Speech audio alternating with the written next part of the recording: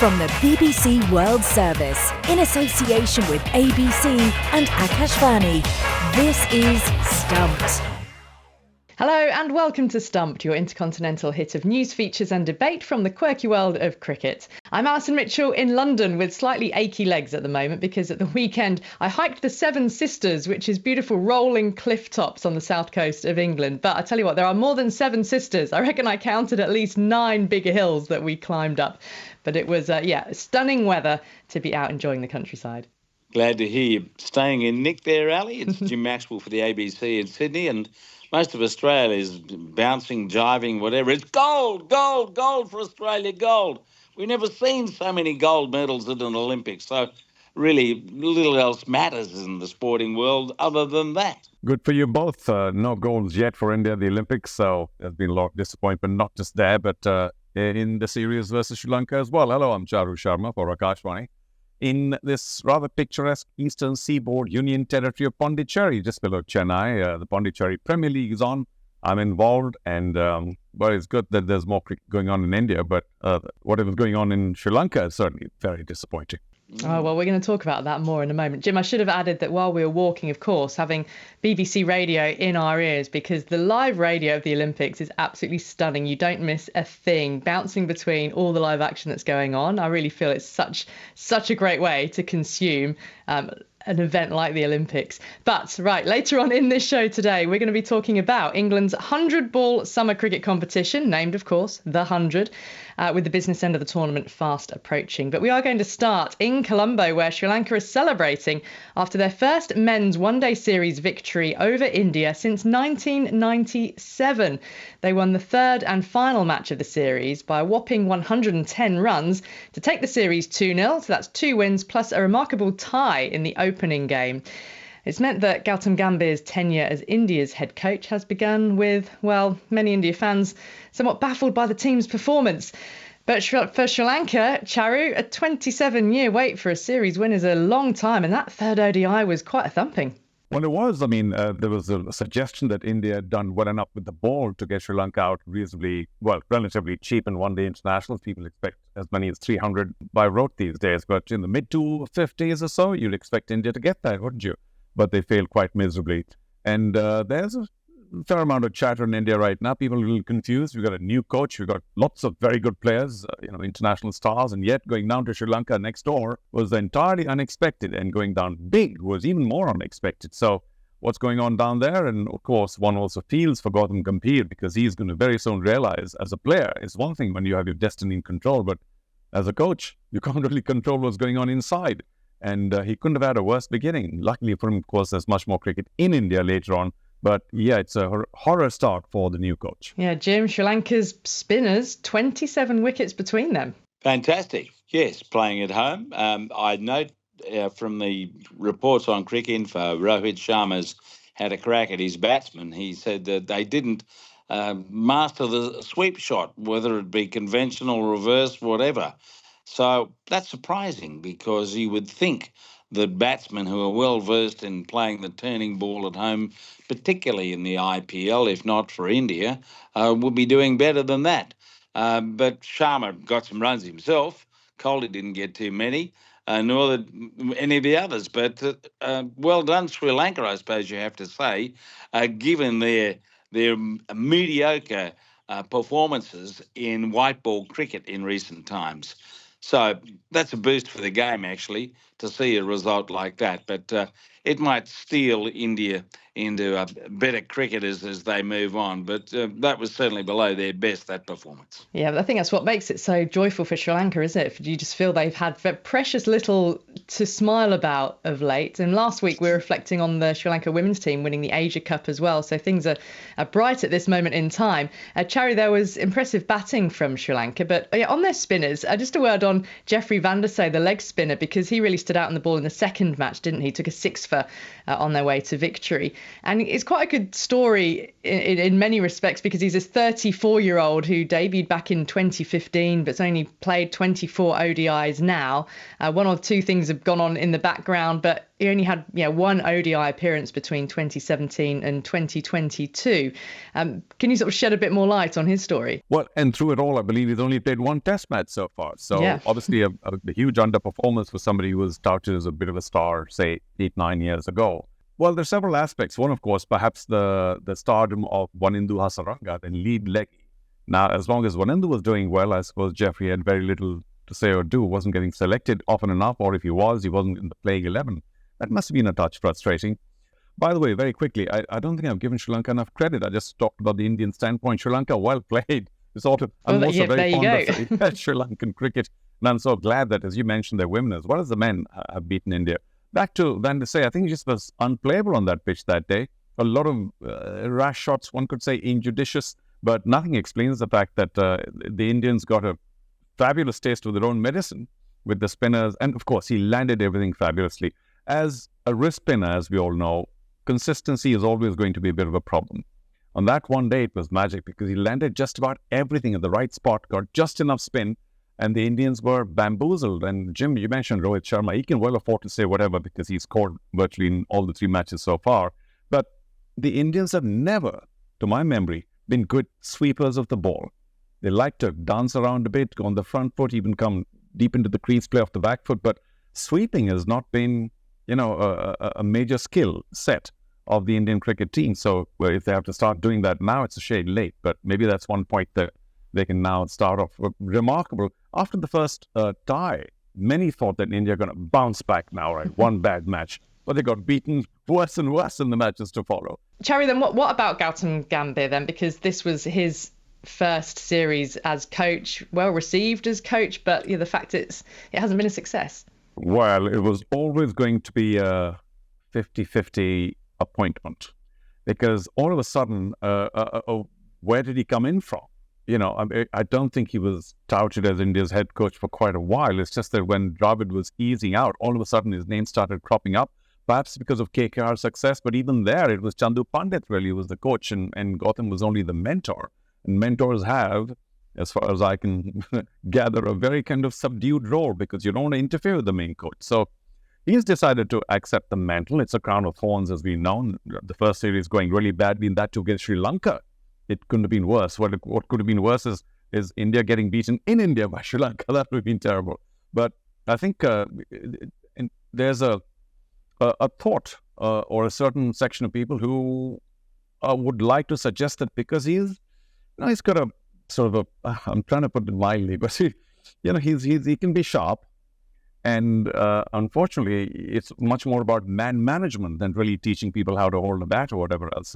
So there is a school of thought that says he might get into a bit of a scrap with some senior player or the other, and he already has had a few verbals with some of the senior players. So this is an appointment that could turn out pretty difficult for India in the coming months. But luckily for them, as I was saying earlier, they play in India in the next few months, and that's just so much easier on all the players, the batsmen particularly and the spinners. So they could do a lot of winning in the next few months, and he'd come back into a bit of praise. But right now, he started as badly as he could have, given the fact that he has some, there's often issues with some of the senior players.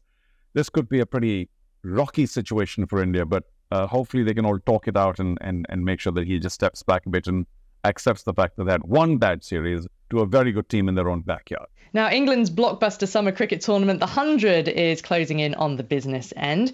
It's in its 4th year now. The 100-ball competition features 8 men's and women's teams based around 7 cities in England and Wales. 2023 saw 2 new champions with Southern Brave women and Oval Invincibles men lifting massively heavy trophies at finals day at Lord's. Let's bring in Australia fast bowler Spencer Johnson, who is part of Oval Invincibles team.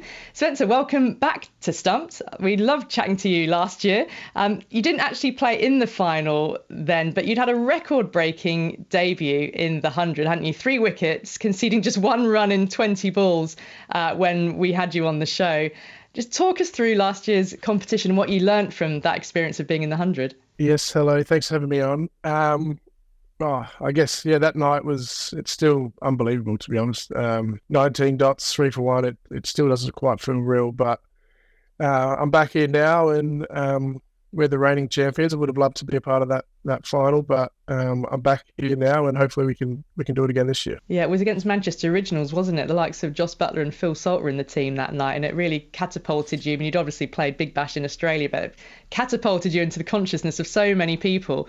And the 100 is now in its 4th year, but you're now an IPL player as well, which followed on for this year. And I'll let Charu talk to you about that specifically. But what's your take on the quality of the 100 this year? Because we know some team totals have been low. There's talk about the balls, which you might love as a bowler, seeing the ball nip around a bit. But I wonder what will keep somebody like you coming back to the 100. We know the ECB are moving to sell stakes in tournament, bring in investors. What's the quality this year? Does the tournament need a lot of money to keep, the best players coming back? I guess for me, it's a tournament that I probably hold close to my heart. It's from that night, I think, as you said, things have catapulted into, it's been ridiculous. So for me, I'm always wanting to come back here and play in this tournament. It's, I guess sometimes the balls can swing around, but as we saw the other day, it's not always the case where up in Manchester, they got the better of me, and for me, I actually find it quite tough. The standard here is good. You've got the best players in the world coming here, and some really, really good local guys. So I love it. I know Zamps loves it as well. Adam Zampa, he's very fond of playing here, and I think we are quite lucky being in London and playing at the Oval. Jim Maxwell in Sydney. Spencer, nice to be talking to you. And earlier in the year, because you got the chance with the Australian T20 side against the West Indies, took a couple of wickets. What was your takeaway from that experience? Hey, Jim. I mean, to play for Australia is what every kid wants, and to do it at home, I was lucky enough to play one in Adelaide, and I reckon I had probably 30 or 40 tickets there for family and friends. So that was a special moment. I think, probably thinking back to it now, it's probably all got to do with what I've done in this tournament and probably some tournaments around the world. So what have you got your sights set on in terms of playing for Australia? Do you think it's more imminent in the next 6 months or so? I'd like to think so. The way I'm going, I left Australia on the 15th of March to go to India, and then I pretty much came straight here after that. So I've been away. I've been playing a lot of cricket, and I think that's only going to help me. I've missed a lot in the first half of my career, so I'm trying to catch that up, and then hopefully that's only going to help me get better. Thanks for joining us. This is Charu Sharma from India, and for those who may not remember, you did join us earlier back in 2022. Let me remind everybody that you had no real professional contract at that point of time, and you were in fact working as a landscape gardener. Now, how much has the IPL, particularly no mean sort of the amount picked up with the Gujarat Titans, how much has that changed your life? Completely, to be honest. Something that you probably always have dreamed of, and you never thought it would happen to you. But I was watching it by myself, and watching the panel go up, it was surreal. I think timing was right, a little bit of luck, and it's unbelievable. It's definitely changed my life and some of my family's life as well. Well, everything thoroughly deserved, because you're bowling so well. But I've got to ask you now, of course, it presents different challenges, because you had cut short your time last year in the 100 due to the international duty with Australia. So there's all sorts of club versus country, what potential clashes coming up. How are you going to handle all of that? Have you worked on it, thought about it? Yeah, as I said before, I missed a lot in my early days of my career. So there's a fine line to saying yes to every tournament and keeping yourself fresh. But there's also, for me, I feel like I'm trying to get more experience and play more. And I don't feel like I'm where I want to get to yet. Like I don't feel like I'm the finished product, and I want to keep learning and growing as a player. So I think I feel lucky. I've got some really good people at home that I speak to, and they sort of weigh up the pros and cons, and I guess it's just working out what works and what doesn't work. How are you evolving your bowling, Spencer, over the last year, Eve, and what sort of things do you work on?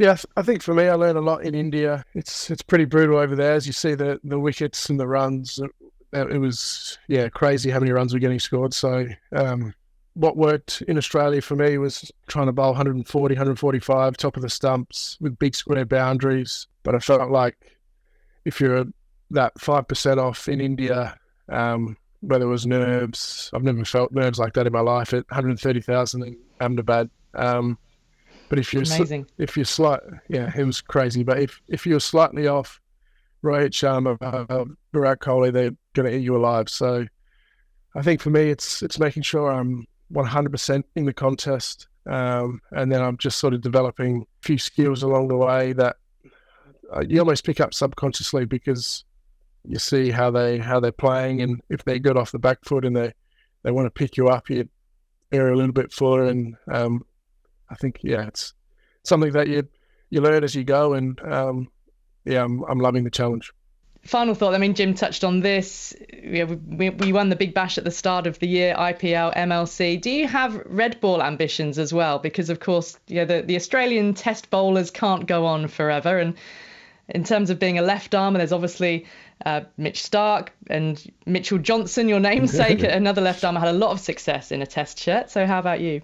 Yeah, that's number one. That's absolutely number one for me. I'm always putting my hand up for red ball cricket. I put my hand up for Surrey just after the last here before I went to America, and unfortunately didn't get an NOC, but I'm always pushing and wanting to play because it's something that I haven't really played a lot of. And right now, the position I'm in, I'm playing lots of white ball, but I think that's only going to help me with my red ball cricket, and vice versa. To be honest, I'm not really going to give up playing red ball where I think that helps me with playing white ball. So yeah, at the minute it's literally whatever's in front of me. I want to play and play as much as I can. So hopefully one day down the track, there's a bag of green there. Well, it's been great to catch up with you again. Love speaking to you as always. Good luck with what is in front of you right now, which is getting Oval Invincibles to finals day once again and defend that trophy. And it's looking to go well so far. You're up there pushing at the top of the table. Spencer, good luck for the rest of the tournament. Spencer Johnson, Australia fast bowler, part of the Oval Invincibles men's team.